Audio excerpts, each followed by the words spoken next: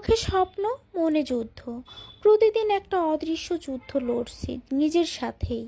জীবন কখনো থেমে থাকে না, আমিও থাকি না। ফেক হাসি, রিয়েল কষ্ট। Welcome to my life.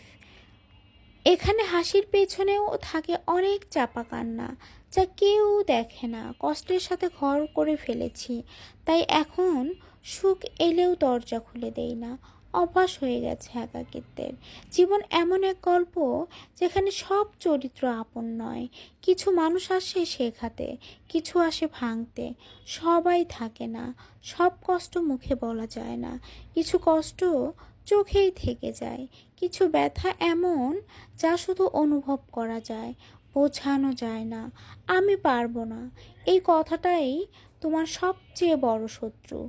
নিজেকে ভালোবাসো, নিজেকে বিশ্বাস করো।